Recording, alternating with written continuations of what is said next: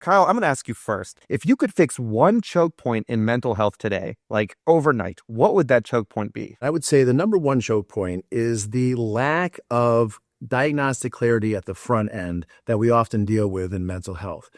What I think we need, and what is in development as you see the progression of precision mental health information, is that we need automated, comprehensive, objective diagnostics even before we start treatment that then can allow us to precisely prescribe therapeutics that not only match the patient's diagnosis, but the underlying mechanisms that are giving rise to that diagnosis. Right now, what happens is we meet with the patient, there's a verbal narrative, we ask some questions, and then we get a subjective snapshot.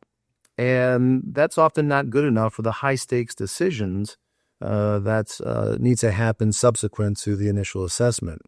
And so it's also prone to bias. Patients decide to tell us certain things, but not others. And so the more objective we can get with our diagnostics at the front end, I think the better that everything else can unfold therapeutically. Kyle, can you talk a little bit about functional EEG, functional MRI, and what you're doing with brain mapping? Can you talk about what you are gleaning from these newer versions of tests that might guide better therapeutic and treatment decisions? Yeah, absolutely. If you go to an oncologist or you go to a cardiologist, what's the likelihood that they're going to evaluate the physiology of the organ of interest? The answer, they always will. Okay.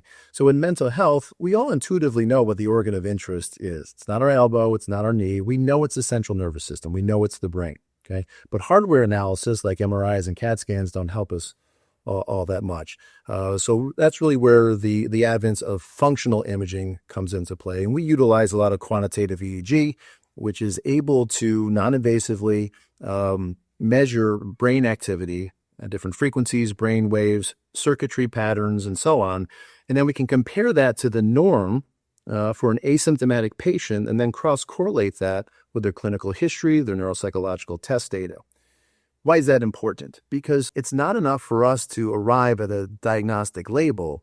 We need to go down to the level of granularity, etiology, understand the mechanisms by which that symptom recurs over and over again. And that necessitates us looking at brain circuitry. And so I've got to tell you, it's deepened my understanding the last 25 years of what people go through. It's not uncommon for me to look at a brain map, look at neuropsych test data, and just have a deep wave of empathy because the brain dynamics, when they're dysregulated, really trap that patient into a symptom circle that they sometimes feel it's very difficult to get out of. Just think about that in our specialty, or even take it a little bit broader. Go to a cardiologist and say if they just treated chest pain the same way for everybody, right? Some have heartburn, some have a clogged artery, some have a panic attack.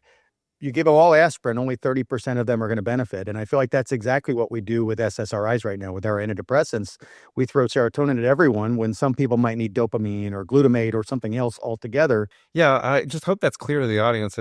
You're not, Kyle, you're not suggesting that, at first somebody might hear it and say, oh, so you need objective measurements and metrics to qualify or classify someone as depressed or having mental distress. That's not what you're saying at all. You're saying there are flavors and types of this emotional distress or depression, and characterizing them helps the next step of serving anyone who might have, the ailment of these kind of problems, but in a more precise manner, the same way that we had, we treated cancer just by what they were on a slide, histopathology, and you didn't have now the sequencing or the RNA and the DNA. And that's really kind of uncovered that not all lung cancer is the same. When we think about AI innovation in mental health, AI should really be used as a signal amplifier. Okay, something to sharpen the clinical senses of the astute humanistic clinician.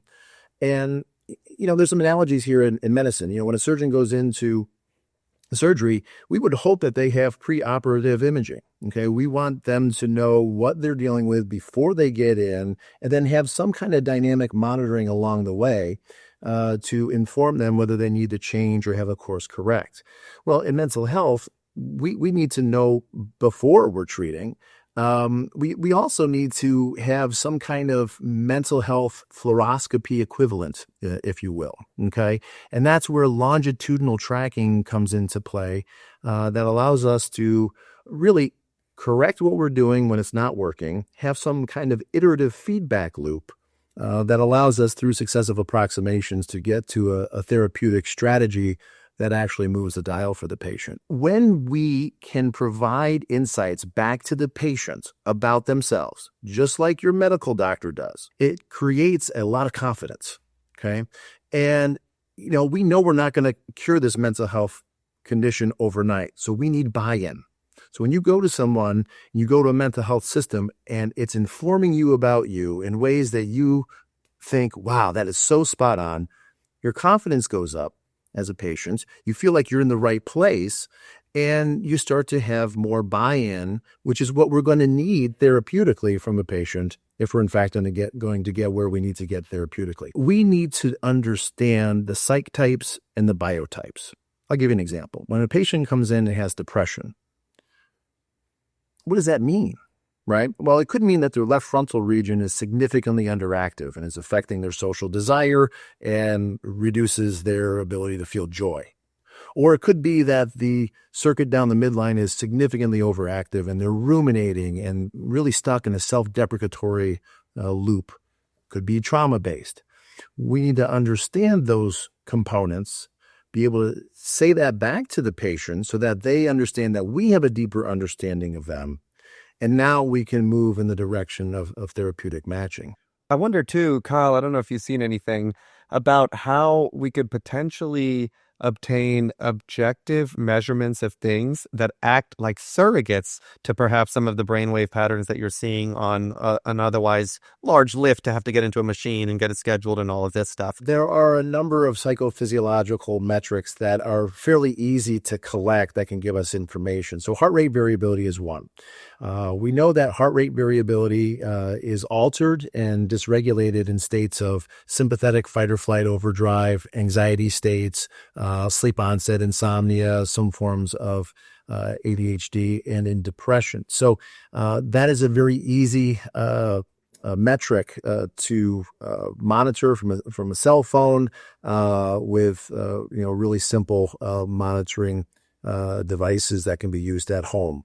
The other piece that you had mentioned about the brain mapping, in point of fact, that's one of the wonderful things about quantitative EEG is that it can be done with a headset. We're not talking about going into an fMRI or PET scanner. There's no injectables. This is simply, a device that, and they're coming out, and we'll also be developing our own, whereby this can be just placed on the head, non-invasively, collect the data that we need, and start to track circuitry improvement or change as a result of biological method. We're moving in the direction of fairly easy to use mobile technologies that can be used for what I think is the holy grail, which is the development of digital twinning. And when that patient comes back for their next visit after the 167 hours of white knuckling it, not only can we ask, how have you been since I saw you last, but we can also say, let's look at your psychophysiological systems here and let's learn what it's telling us, not as a replacement for human therapy, but to really hone in on where that therapy needs to go. Pharmacogenomics can be very, very useful, but as we all know, it is not, it's not the answer key. And it tells us a lot about how the patient's going to metabolize the medicines. So what I've really tried to do is to take pharmacogenomics, circuitry analysis, and neuropsych data to then synergistically inform me. I'll give you an example. A common pattern in depression would be this area called the left inferior frontal gyrus, and it's overactive. Okay. Well, if it's overactive, you don't want to give it Wellbutrin. Wellbutrin's a little too activating. Okay. Psychologically, that person is going to be more likely to be prone to feeling guilt for things that aren't their fault. Okay. So with a situation like that, I'm going to lean to a less activating SSRI, maybe a Zoloft with the dosing possibilities that are very incremental, The therapy is probably going to be a little bit more geared toward internalized guilt and some of those feeder systems into depression and dysphoric mood. And then we're going to come around and think about some neuromodulation to quiet that area down too. So it's a long-winded answer, but it's really designed to try and fit the psychopharmacology to what you're actually prescribing to, which is not the diagnostic label. It is circuitry. I mean, when the day is done, it is a neuronal intervention. The better we can figure that out, I think the more precision we can have. And it's a work in progress. And what Kyle is talking about is we can objectively look at data and see what's happening and see how one brain is working differently than another and how that's impacting their ability to be in this world and to be in life. And when we think about stigma and think about people not being able to access mental health care, and of course there's many reasons for that, but some of that may be a belief system or how we think about mental health.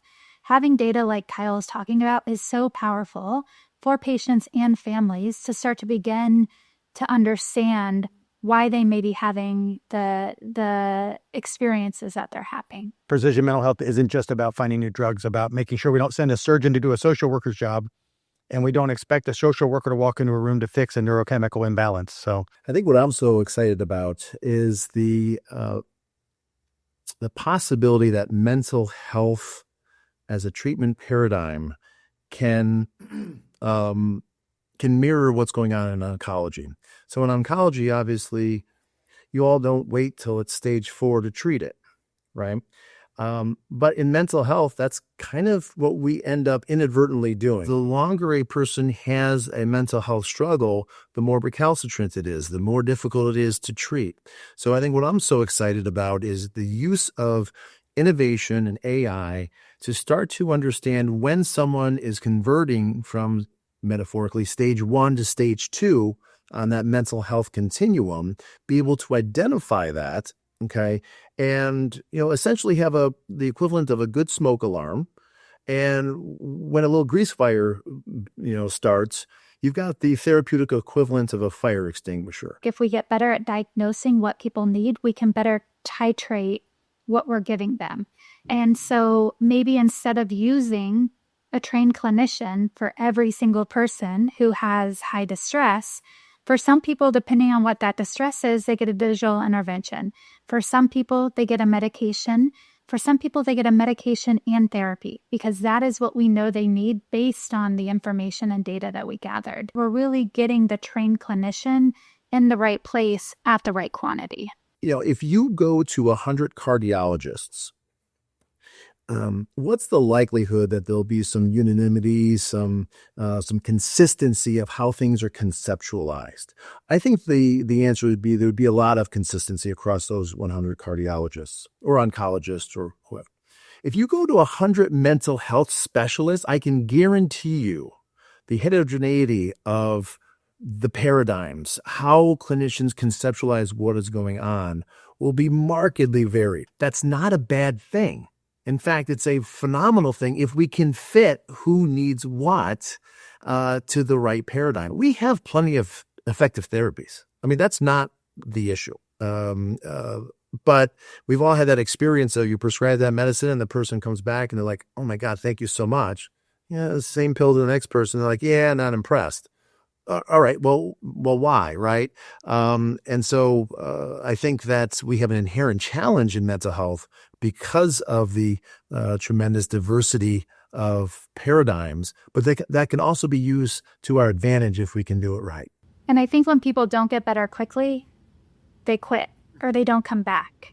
And by being able to really tailor the types of interventions we're offering people to their unique needs means that we're going to be more successful. People are going to get better quickly, and then we can better utilize those resources to help somebody else. Well, if you like what you heard, we'll have more guests just like this. Please tell us in the comments what you'd like to hear in the future. And as always, we appreciate both your interest and your educational pursuits. Till next time.